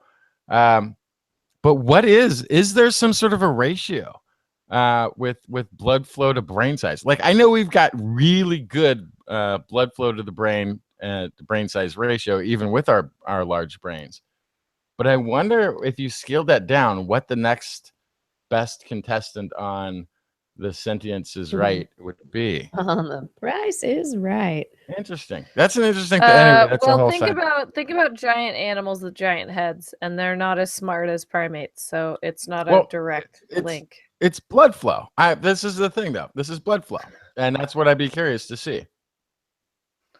I would maybe gamble that anything with a larger brain than a human being, but with less intelligence, likely also, there's the fold thing, but it's also likely got less blood flow percentage of its blood than we do. I would bet that. I don't know I would- about that. I would gamble My hard brain dollars on it. immediately moved to the giraffe, who has the largest heart compared to body size of any animal, and so their blood flow is quite considerable. Yeah, but they're using all of it to move their neck. Like that's No, where they're not. it's all. They have to get a lot of. They have to really work to get the blood up to their They little get the tiny blood up there, but giraffe also their brains. blood moves through their ossicones, those things on the top of their head. They have a lot of blood flow in the That's head. just so they can communicate with Mars. Look, that I. Let's get back like to you said- Kiki's story, though. Hang on, I real know quick though. But you tangential stuff mentioned is apes. taking this show really long, and we could be shorter. Okay, I'm sorry. But like an ape, even with its brain, doesn't have like the kind of blood flow that we have. Like, this is something that by feet and running, and that I don't know that it doesn't have the same blood flow does that not. we have. We didn't. I mean, in the over like brain. this was like my has favorite blood story flow. from this past year. They did an evolutionary sort of look just at the base of the skull on the opening that allows Oh, right. Yeah. blood to Okay. the brain, and through our evolution, this thing increased in size, and Yeah. that the higher cognitive abilities of modern man are likely attributable to that trend in more blood flow to the brain. And then we did this other story that showed that there was a mechanical dynamic of pounding feet on the ground that sort of forces blood up to the brain, and that feedback may have actually then been responsible for the enlarging in the brain, and that's why we're smart, because we ran on blood engorged foot pads and not hooves. So that's what I'm saying. Like, I'm curious to see if there's anything else with that ratio, but without the brain size itself, that we could scale up to create a sentient partner on this planet that would help us. Blair is looking very what's the word I'm looking for? Dubious. She's looking in your dubious. claims. It's not claims. It's Very just dubious. speculation. Justin's got some speculation going. Her That's fine, but sideways this face was is- almost up and down. But this is it's an interesting study, which is another step possibly forward in the brain stimulation field. This is still really a very young field. We don't really know what or how these electrical external stimulation methods are really working therapeutically. What are they really doing, and how are they really helping people? This is still something that's still it's new, it's burgeoning. So for them to move to this point of coming up with a technique that could move past just this kind of superficial stimulation of cortical regions, but to much deeper regions, and potentially help in areas of the brain like the hippocampus or the thalamus, or any region that's more central to the brain, that could help, say, patients who struggle with seizures, that struggle with Alzheimer's, Parkinson's. Maybe there's this kind of technique could be helpful. And then if you don't have to have invasive surgery to help something that's so debilitating, a methodology where you could have a hat, you just put on a hat, Mm-hmm. wear your little hat every day, and that helps you get through your day. I mean, That's a potential possible outcome of if if the yeah, I mean, like, great, they can focus manipulation on the brain somewhere. I think that's going to be more important for research than it will be utilized as a cure. As beautiful as it sounds, shock therapy, and no matter what form you couch it, I don't think is going to be therapy. I think we're gonna find. I think we're gonna find. Yeah, something a little bit better to handle these diseases eventually. Then. All right, maybe we could send people to space. No, we don't want to send people to space. All of them. Because Wait, if we're they already here. do, Yay! no, shh, We're quiet, here. quiet. You're not letting me segue. But, Because if they do send them to space, maybe they'll grow 2 heads like the flatworm or that they oh recently gosh, what's his sent name to from? space. Some researchers just sent some platyhelminthes, some nice flatworms to space. Now these cute flatworms, they kind of have an interesting body plan. They've got a head and they've got a tail end. But an interesting thing is that you can cut off their head and they'll regrow their head, or you can cut off their tail and they'll regrow their tail, usually. And so these researchers took this flatworm and they cut off its tail, they cut off its head, and they sent it to space, and then it grew 2 heads. And they named it Zaphod Beeblebrox. Yes.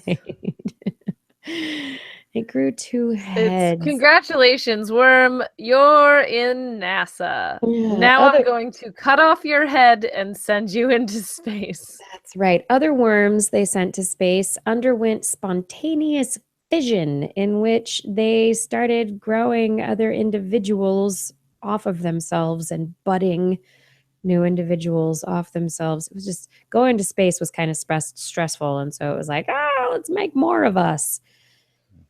And then they brought them back to Earth and they were like, this is also stressful.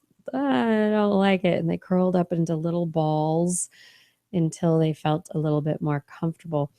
However, the worm that had grown 2 heads continued to have 2 heads. They kept cutting its head off and it continued to grow 2 heads. Leave it alone already. Well, wait, hold on. Did they cut off both heads and then 2 grew back? Or did they cut off 1 head and then 2 grew back so they had 3? Oh, no, they cut off both of the new heads and it regrew the 2. It decided it was no longer a single-headed lifestyle. It was now double-headed. It's double-headed worm. Just like the US of A. Going to space made this worm need 2 heads. I mean, so I get it. Yeah. So an interesting aspect of this worm, this was all published in the journal Regeneration.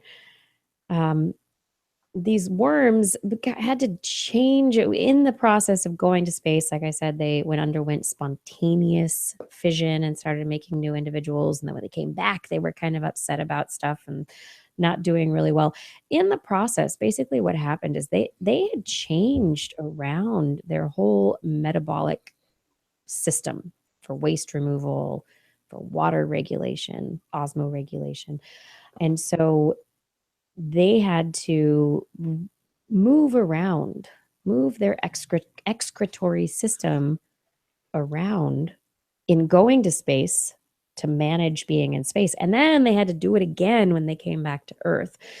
And normally these worms can regrow their heads, and they can regrow their head from what was their tail. So you end up with a push me pull you situation as well. They can grow heads out of their butts. So I just pictured 4 heads, 2 on the front and 2 on the back. They could. So for this 2-headed worm, it stayed 2-headed. But anyway, going to space for flatworms. very interesting situation that researchers now realize they need to look into a little bit more closely, because maybe this is something that could help in, or at least maybe it'll give us interesting insight into the genetics of human regeneration, or even healing of wounds while humans are in outer space. Okay, so quick question. Yeah. If it became a possibility, and assuming that both of the heads would be yours, starting from the same point of today, you would be just duplicating your head. People aren't going to grow two heads. Would you do it? No, Really? I don't want two heads. I like my head. You wouldn't double like you? I mean, Nope. I'm not saying like have some strange head show up.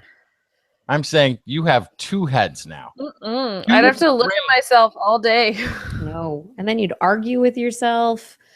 Yeah. No. You're starting from the same point. You'd see yourself out of the corner of your eye and be like, have I always had that one hair there? So yes, Blair. Yeah, yes, look at that mole. And could you please pluck it by now? You should have been able to take care of that. I would do it. All right. I would absolutely I'm shocked. do it. And then neither of us would ever get a word in edgewise. Neither would I, or him, or us. Or maybe we'd talk in unison and be like in chorus with each other. Oh dear. I think it would be great to have an extra brain. And by extra, I mean like okay. You remember the shopping list. I'm gonna remember what we're supposed to do after we go shopping, and I'll figure that out. Like, we could be a great partnership. And who better to talk to than yourself anyway? But also, who's going to control your limbs? And who's going to pick up the sunscreen? Who's going to pick up the... This has got to be a transition. Because it is a transition. I'm moving into the next story. Here we go. Moving on. Because I am trying to actually end this show eventually.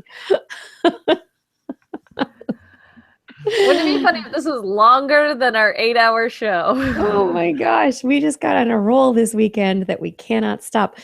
Okay. New study in Cell Reports suggests that maybe we might not need as much sunscreen in the future. Maybe. Oh no, this is bad news. No, it's not. Maybe instead we will be rubbing on our fake tan lotion. Maybe this fake tan lotion will have a compound in it that will stimulate melanin production in your skin cells, not just make you orange by dyeing your skin, but actually stimulate, even in people like me of fair-haired and pale-skinned nature, to produce melanin in your skin cells. So not only would it wouldn't be a fake tan, it would be a real tan, because your cells would suddenly be producing the color component of skin, and which protects you from the UV cancer-causing rays of the sun. That sounds great. I'm all about that. Wouldn't it be awesome? They're working on it. I'm slightly suspicious. No, don't be suspicious. They're working on it. No, I'm slightly suspicious of the outcome. No, because I think this is the same mechanism that they've discovered rats get cancer at higher rates if they're exposed to like light even when they sleep. It's stimulating that same system, which also produces estrogen in the body. Not necessarily. It's like a whole. You think you're messing with one aspect because melanin and color, skin and tan so combined, but it's also part of the estrogen manufacturing process. Like there's all these other elements that not necessarily. That's part of the whole system there. Justin, they're definitely going to test that. Okay, eventually. I'm just telling you where they're going to end up before they get there. Okay, I take your bet. I take your bet for the future. But they are, and they have published on this, that they have, it's in Cell Reports. They are now, and they have done this study in mice but to be able to rub on this this compound, which actually stimulates. It's called salt inducible kinase, and it stimulates melanin, stimulates pigmentation. The pigmentation would block UV. They're not saying you shouldn't wear sunscreen. They're saying potentially this drug could be combined with sunscreen in a single product. So you would look tan, like a nice fake tan, unlike myself, and also block the sun even more. Great idea, right? I love it. I think it's great. Looking around the corner. That's a delicate system you do not want to start monkeying around with. You could say that about literally anything. Got to start Okay. somewhere. We have You could to still. I start actually, I think you could somewhere. pluck that that hair that keeps showing up in that place you don't want it to, Blair, and nothing else about the universe will change. But How in this about case, we start talking about how we're going to get rid of malaria? Let's Okay, talk that's about a that productive instead. conversation. Let's that's have a a little more better. Yeah, let's that's a have a little more more productive agree. malaria. kill all the mosquitoes. Right. So maybe we can do this in a biologically sensitive way that doesn't involve pesticides that hurt human babies, that cause problems. It was shown, like recently, it was shown that the pesticide that's used to kill mosquitoes who carry the Zika virus, it causes motor problems in developing children. This is not the kind of thing we want to be putting into the environment, right? So researchers are looking at other things they could use, like funguses, fungi. And they have found in a very specific, so there are malaria carrying mosquitoes who are becoming more and more resistant to the pesticides, the insecticides that are being used. Researchers at the University of Maryland, in collaboration with researchers from Burkina Faso and China and Australia, are using a fungus. They reported this in scientific reports. Meteorizium pingshahensi, and this fungus naturally kills mosquitoes. This fungus does this on its own already. It was isolated from a mosquito originally, and previous evidence suggests the fungus is specific to these disease-carrying mosquito species, Anopheles gambiae, Aedes aegypti. This is great, right? However, the fungus doesn't always kill them. But basically what happens is the spores of the fungus they contact the mosquito's body, the spores germinate and then penetrate the exoskeleton of the insect, that from the inside out, it gets in there and it kills the mosquito from the inside out. Sounds like a terrible way to die, but the researchers are using this to their benefit, and they're making the fungus even more deadly to the mosquitoes. You want to know how? Using spider and scorpion toxins. Yucky. So they're taking calcium, potassium, these ion blocking, these toxins that block ion channels. So these channels are required for the transmission of nerve impulses, action potentials, and these toxins block those signals. The ion channels don't work. And so these are neurotoxins that they've isolated from spiders and scorpions. They've put them in a fungus, and now the fungus is going to kill mosquitoes. Okay. Boom. I love it. Yeah. Yep. Talk about biological control. Hey, do you want to hear more about fungus? I do. That's why I brought that story up last as opposed to where I had put it previously. So it's your turn. So I want to talk about a fungus that's pretty darn similar, actually. But this fungus, it attacks beetles. Goldenrod soldier beetles, native to North America. Researchers from University of Arkansas and Cornell University found a type of fungus that kills female goldenrod soldier beetles in a particularly unique way. So these beetles, they eat flowers. They mate while sitting on top of flowers. And the fungus has used both of these behaviors to their demise. Uh-oh. These fungus also, the fungus is Areniopsis lampyridarum. Lampyridarum. They live on the same type of flowers as the beetles like to eat. When the beetles land on the flower to eat it, the fungus infects them. Once infected, the beetle's jaws clamp hard down onto the flower and lock. They freeze the beetle in its place, and it dies. Oh. Almost a whole day later, the wings start to open as if they're about to take flight. For infected male beetles, that's pretty much the end of the story. But for females, they swell even further, and this attracts males. That actually mimics a posture of a female ready to reproduce. Oh. So then Cheater, the males cheater, pumpkin eater. fly over, they mate with the dead beetle Yeah. and become infected with their Go get it. fungus, fly away, I think she likes latch you. onto a new flower infected with fungus, spreads the fungus and its spores. Why would she be having that stance if she didn't like you? Go hit it, young beetle. I Yeah. mean, they just can't What tell the could go difference, wrong? unfortunately. So they studied Once again, I'm so 446 happy I'm a beetles, human. 281 females, 165 males. 90 were infected with the fungus, and it took about 15 to 22 hours for wings to expand, and that right after that, they started to swell. Like the chances of me beetle. going home with a lady who seems interested in me. And it turns out she was dead the whole time. And she was dead She the was whole dead the whole time as a time. ruse to have me devoured by a fungus.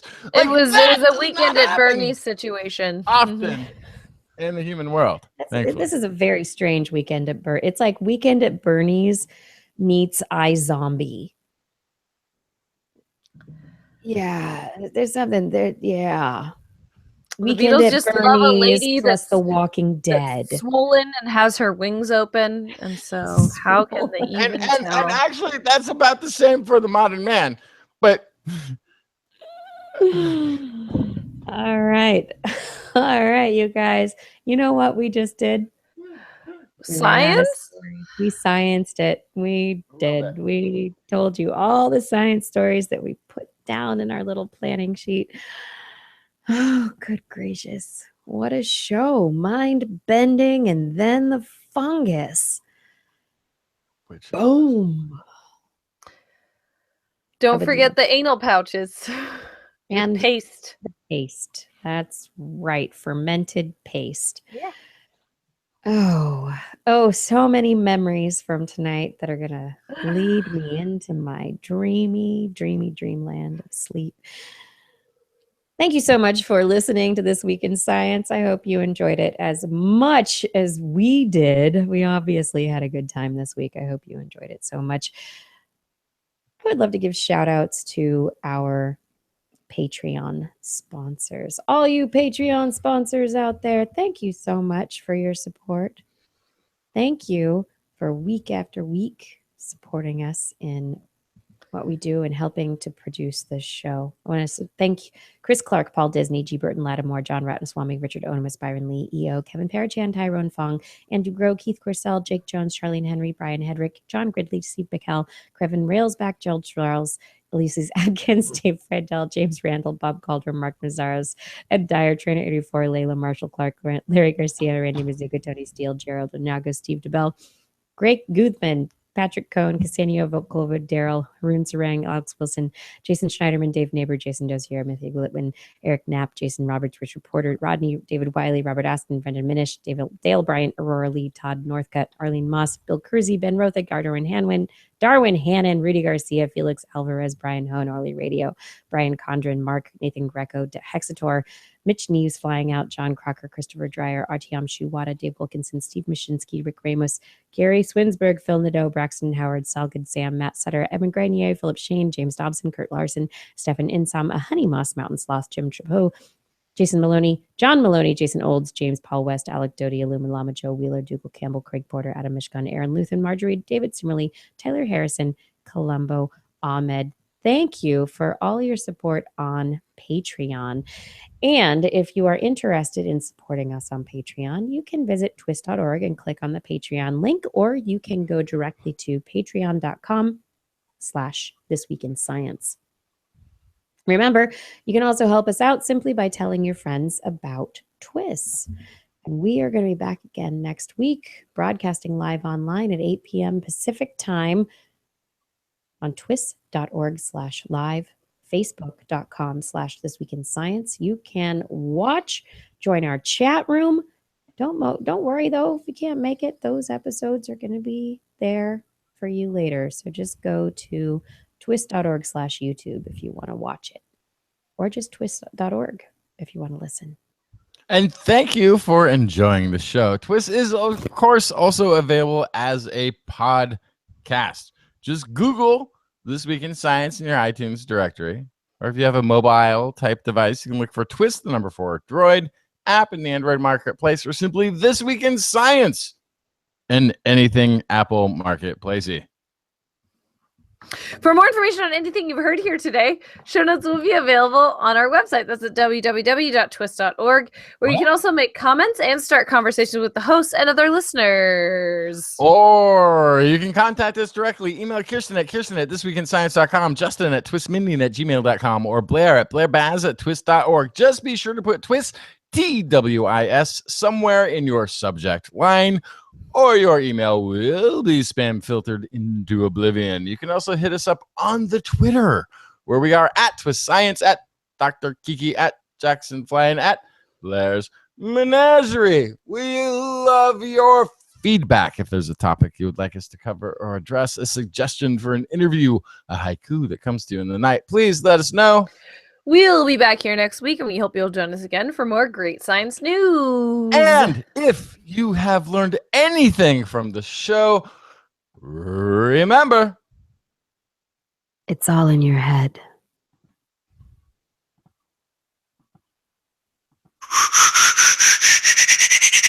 This Week in Science.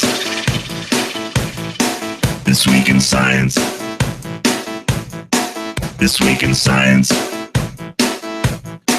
This Week in Science, it's the end of the world. So I'm setting up shop, got my banner unfurled. It says the scientist is in, I'm gonna sell my advice. Show them how to stop the robots with a simple device. I'll reverse global warming with a wave of my hand.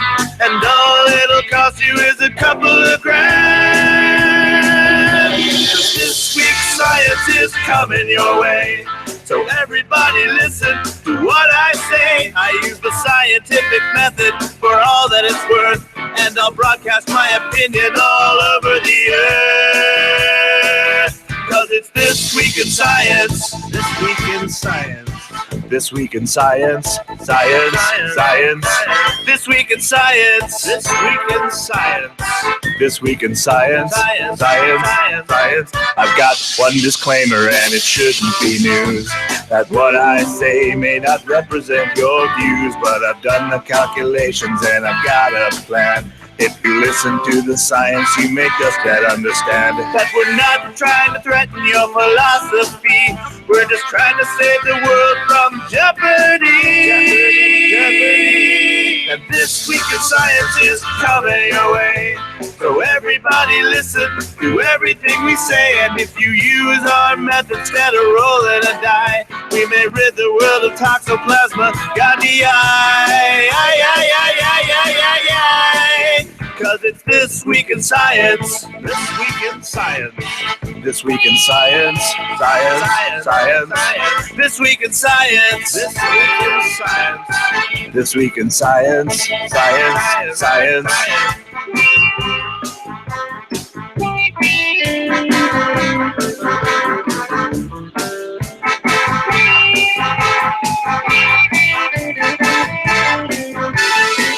I've got a laundry list of items I want to address. From stopping global hunger to dredging Loch Ness. I'm trying to promote more rational thought, and I'll try to answer any question you've got. So how can I ever see the changes I seek when I can only set up shop 1 hour a week? This Week in Science is coming your way. You better just listen to what we say, and if you learned anything from the words that we said, then please just remember it's all in your head. Cause it's This Week in Science. This Week in Science. This Week in Science. Science. Science. This Week in Science. This Week in Science. This Week in Science. Science. Science. This Week in Science. This Week in Science. This Week in Science. This Week in Science. This Week in Science. This Week in Science. This Week in Science. This Week in Science.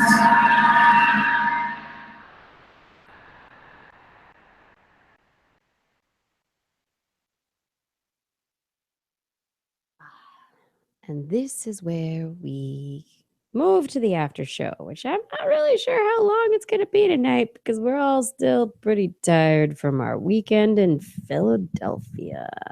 It's like 1 a.m. I gotta go to bed. What time is it? Did you have fun touristing? I had so much fun. It was amazing. Good. Yeah. I walked around a submarine and a giant boat. A submarine and a boat. It was really, really cool. And Reading Terminal Station was really awesome. And then I also walked around Independence Park and I saw some really interesting things. They have this, I think there's also a museum of slavery there, but they have a whole walkthrough area near the bell that is all about the struggle of slaves at these historic white men's houses. It was fascinating. That would be interesting. Yeah, and they had TVs mounted and they had people pretending to be those people. So this one guy was talking about being, it wasn't John Adams, but it was someone like that, being his chef. And then someone else was talking about how they tried to get their grandma transferred to the house they were working in. And yeah, it was very interesting. Very interesting. And that's when I posted that quote that I found particularly relevant. Let me see if I can find it.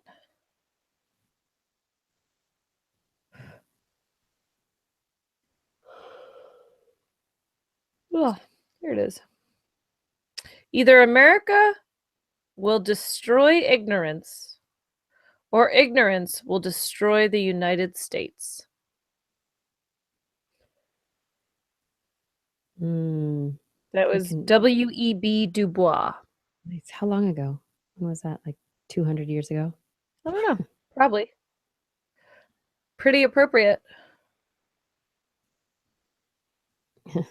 Yeah, the kind of comment, the kind of statement that, has ramifications years after it is made.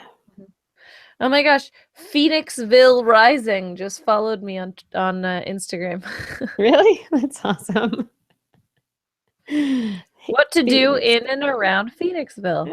That would have been helpful before. Yeah.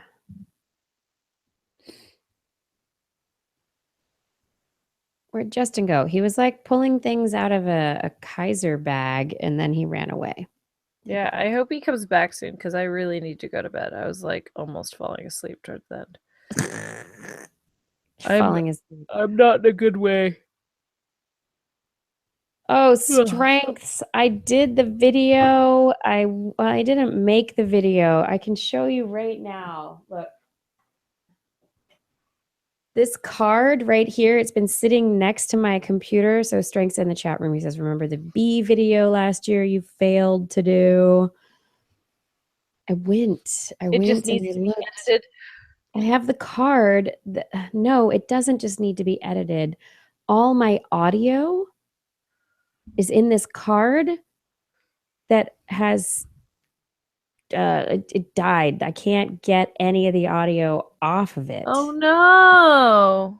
Yeah, and so it's just the project has been like I've got the card. I've had it sitting next to my desk for a year now because I'm like I want to do it, but I don't know how to make the card go. Interesting.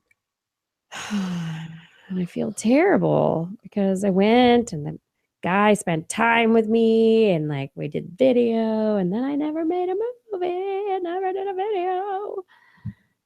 I've got all sorts of great video. Bees flying in and out of hives, although he did not at the time have a working flow hive. So anyway, Portland Community College has a flow hive. Awesome. Maybe I can pull it all together. Snyder, I don't need a Red Bull. I need to go to bed because I have to work an 8-hour day tomorrow. Mm-hmm. And No, it's the card. It's not the reader because the reader works fine on other cards. It's the card. There's errors on the card. I don't know what to do. It's the card. It's the card. Yeah, Ed from Connecticut. Blair's yawn spreads through the chat room. Sorry. It means everyone cares about me. Yeah, it does. Everyone's connected. We had a great time in Philadelphia. It was really good. It was a crazy trip though, because it was so fast, like doing the red eye over and then jumping into things and working all day, both days, Saturday and Sunday, and then basically coming right back. Yeah, it was a whirlwind. It was a lot of work. It was a very good trip though. I think it was great to meet everybody over there and to work with the people at the Young Innovators Fair. It was fantastic. But now I'm tired and I'm supposed to leave tomorrow afternoon. I don't know when I'm going to leave. I don't know, but I'm supposed to go tomorrow afternoon to a music festival until Monday. And all I want to do is go to sleep. Like I'm looking on Facebook and all my friends who are going, they're like, yeah, we're headed to the festival. We're so excited. And everyone's so excited. And I'm just sad because I'm like, oh, you're so excited. And I'm so tired. I was so tired today.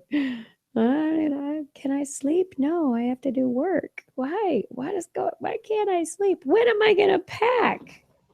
What is up with this? So this thing that I've been holding up? Yeah, what were you holding up? This is a okay. So I haven't really been talking about this yet, and I was waiting for the right time, blah blah blah blah. But I recently got diagnosed with chronic lymphatic leukemia, which is the mildest type of cancer you could possibly have. But it also it comes with pretty intense fatigue. So I missed the opening of the show tonight during my third nap of the day. It wasn't like I just fallen asleep because the day got tough. This was the third time I was required to fall asleep just by lying down. Boom, I'm out. And so I'm asking my general practitioner doctor if there's anything that they can give me to help me stay awake during the day. But the first thing they have to rule out is sleep apnea. And I don't snore. I don't have sleep freaking apnea. Why would you suddenly have sleep apnea if you never had fatigue before? Right. So are they worried because if they that's give you idiotic. that changes your sleep pattern? If you have sleep apnea, you'll die. Is that the concern? Right. Well, so they have to No, the concern is actually the way my doctor put it was that doctors would be doing stimulants. He said, we're not allowed to prescribe stimulants anymore. That's how he said it. He's like, we're not allowed to give you any kind of an upper whatsoever because doctors abused the hell out of this in the past. So now you have to go through like the sleep therapy wing. Because doctors can't be trusted. This Exactly is how he what put I it. do. Exactly how he put it. He said, because we'd overprescribe it and probably be on it ourselves. Right. So you have to go through this whole chain of study to see if you maybe the reason you're tired is because you don't take in oxygen. And like every like a lot of it's about being obese or this and that. Like there's all these things that they talk about like are, you know, things that could lead to sleep apnea. I had to sit through this class today about why you might have sleep apnea, and none of them applied to me. I'm like, I have leukemia. Just can I leave? Do I have to read all this? This material is ridiculous. But so at some point tonight, I've got to plug into this my finger. I got to stick my finger in a machine. It'll close on it, and I've got to tape a thing here and another thing here, and I got to sleep with this machine on, and rule out that first before I can go to the next level. So, but yeah, it's crazy. Like this weekend, I didn't hardly sleep at all. That was crazy. That was intense. Why aren't you sleeping? You're up again all night, and you're like, no, things happened. Yeah, like okay, so I've had I've had insomnia forever. Like my first memory of being an insomniatic was like age 6, and I can only nail it to age 6 because of where it took place. Like I know up till 6 I lived there. It might have been 5, like, but it was like in like the 4 to 6 range for where it happened. But I would stay up through the night. So part of my doctor's concern also was like, well, is it insomnia? Like what is creating the fatigue? We have to rule everything out before they can address. But I've had insomnia my entire life, and I've not been like a 3 nap a day person in my entire existence. I've always been able to have a wellspring of energy throughout the day, wasn't affected by the amount of sleep I had on one night in particular, right? Like 2 or 3 nights in a row of insomnia, yeah, that could lead to a nap. But 1 or 2, forget it. But I've been getting good, well, not this weekend, but just typically I get pretty okay sleep. So I got to plug into this machine tonight. But yeah, it was really intense today. But maybe like the weekend, because you didn't, I mean, it was 4 days of not really good sleep, which, I mean, I'm tired. And then you've got this, and then now you've got a disorder that's. I got really good sleep. And that reset was like fine for a whole day. Yeah, but your body needs it's not, one night's sleep is not going to completely reset after like 4 days of something like that. So it's going to be, I mean, I honestly think it's going to take like a week for you to come back from not sleeping most of this weekend. Possibly. And so then the ridiculous part is having had 3 naps in this day. Now I've got this sleep machine I got to plug into. What if I don't sleep? Like, what if I'm like, I plug into this sleep study machine and I'm like, of course, this is a night where I can't sleep. As I'm plugged into the thing, and there's no reset button. There's no reset button. Once you start the thing, the process goes. And if you just don't sleep or if there's an error, then you got to do it again. Yeah, it knows if you're sleeping or not. Yeah. It knows if you've been sleeping. It's like it knows if you're awake.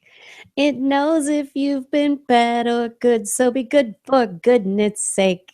You'd better go to sleep. You'd better go to sleep.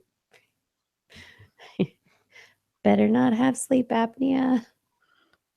Oh, and for the means in there is no, okay, so there's a cure. There is a cure to this thing that I've got. Absolute cure. Within 24 hours, I could be 100% chronic leukemia free. But, and we'll be covering this a little bit more in depth just because I have a personal interest in it now. But there's a slight chance that the cure will kill you. And so because it's such a mild form of the cancer, because it's not actually doing like other than being really sleepy once in a while, like doesn't have a whole lot of other affect. and the fact that there's this cutting edge cure that they have for it, which cures within 24 hours, has a slight percentage chance of being possibly you might die from the treatment. They won't give it to you until the disease has progressed really far down the line, and mine is still super early stages. So it's in terms of getting a disease, it's not bad. It's kind of like one of the ones you'd shoot for. Really, you'd be like, I'm gonna get like this, like, if I could pick from a list of the cancers, like this is the one everybody chooses, right? It's that mild in its actual effect, and it's the one that has a cure, which a lot of them don't. It doesn't yet. It has a cure. It's just not research. It's not a cure yet. It's a cure. It's CAR there. It works. CAR T therapy has great potential, but it's not a cure yet. Totally works. But it has the side effect of death. Which is small, but it's still like the big Justin, like joking aside, but you have to remember that there are other people listening to this or watching this who might consider trying to do like we have to remember that if it's not perfected yet, or they haven't reduced that chance of the side effect of death, right? We have to make sure that we're not calling it a cure, because it's still but it is a cure. It's still not. How is it not a cure? Because it's not. They've only done a very, very, very small trial with a very small number of people. We don't actually, and like you said, mostly have been cured. But a lot of them were not. There were several who were not, and several who died. So the percentages you got the percentages from this very small trial, extrapolate out to a larger group of people. A lot of people will die. Right. If this is something that people go after. No, but. No, but people can't go after it. So there's all these intermediate therapies that have been developed over the years. Right. But we can't. You don't get to actually go like, give me the cure at any point in this process. You have to be at the last leg of it before they're like, okay, we're going to try this now. Right? But it's not a cure. It is. No, it's actually not. It is if it works. If it works, you will not only be cancer free all the way down to the bone marrow for this blood cancer, but you can't get it again for at least 4 years. But it could protect you for a time, because it's changing your immune system. Totally. Yeah. No, it's amazing. The CAR T stuff has such great potential, and I hope that this stuff works. But I mean, one or two, seriously, we're at the level of 1 or 2 very small sample size studies at this point in time. There needs to be way more. It'll get there. I mean, I think we're getting to the point where they're getting the safety dialed in, maybe. I hope. I want it to be. Yeah. I mean, it's promising.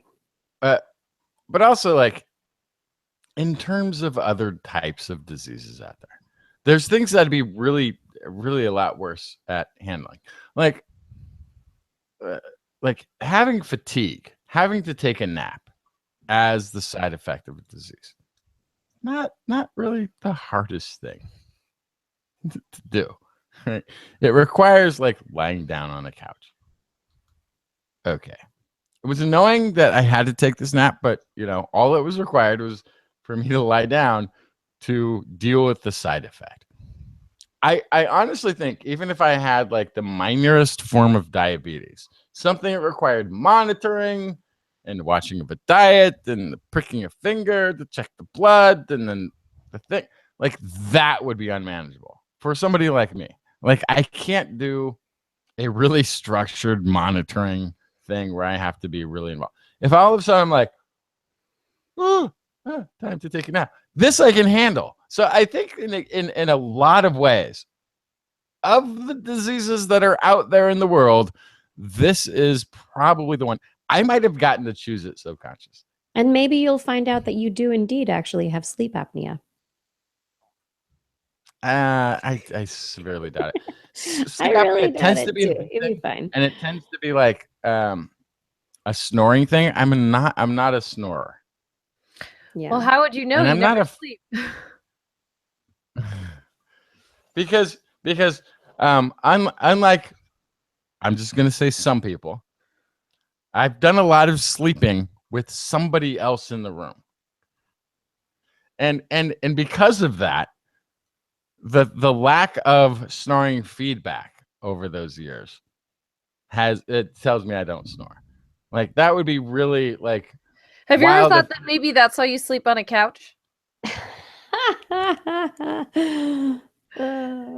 It was a manipulative technique. It made you think you wanted to sleep on the couch, but really, No, okay. it was a Maybe we should- technique to get you out there. Here, I have an idea. Maybe we should get Justin to do a live stream of himself sleeping. Yeah. Just put a video cam, just put the computer, leave it open, do a Periscope or something, do a Facebook Live, just do a Yeah. live stream of yourself sleeping. And then people can tune in Yeah. and see whether or not you're snoring and let you know. Or the sleep apnea machine will just tell you that's the Oh, other. hey, That hey, sounds like a Justin, good you're idea, breathing. except that I masturbate in my sleep, which would ruin What? the whole What? G rating of the. Good night, So- everybody. That did So it. the reason I sleep on couches, and I have become like this is like the most comfortable form of sleep, is because I spent about a decade in the, I think 90s, all of the 90s. We'll call it all of the 90s, where I have a home base, but I had a car and I had a job that was like on the road, and so I'd go work on the road for a while to have all this money. And then I would go and visit all of my friends who had dispersed throughout the many states of the Americas. And I'd spend a week or two couch ranging on different friends' couches across the western states. And over that time I developed, this is the comfort zone. This is the home base. This is once you're on a couch, it's time to sleep. And a bed is like too sprawling. Like I don't know how people sleep in beds. It's like, I can roll over here. I'm a starfish. I'm flailing over there. It's not the warm cocoon of being held tightly to the bosom of the bed like a couch is. The couch. I love to Yes. starfish. I don't like feeling confined. You like to what? Swordfish? Starfish. Starfish. Oh, That's when you go like you're this. all like this. Oh my god. Ah. Oh my goodness. So I sleep in a queen bed by myself, and it's great. I sleep in a queen bed with my husband. I sleep in a twin bed with my son sometimes. Sometimes I sleep on the couch. Yeah, there's no Sometimes I sleep starfishing in to be bed. had in any of those, Kiki. Nope. I'm pretty confined. I'm pretty good at I start on my side, and I sleep on my stomach, and then I go to my other side, and then I'm on my back, and then I do this. I think I rotate throughout the night. I rotate. I mostly sleep on my stomach, and I'll have one arm under my head, the other arm outstretched, and then my legs starfished out. That's my go-to. Which I wonder all the time, like if I ever do have a baby, if I ever get pregnant, I don't know if I'll be able to sleep at all Oh, you will. Don't you worry. because You I will. won't be able to sleep on my stomach. No, I thought the same thing. It was fine. Oh yeah, I sleep on my stomach too. I don't understand back sleepers. Yeah. When you're I am pregnant, you don't not really have a about choice, and you get tired, and you're like, I'm just gonna fall asleep right here. That's fair. That's There fair. we go. Yep.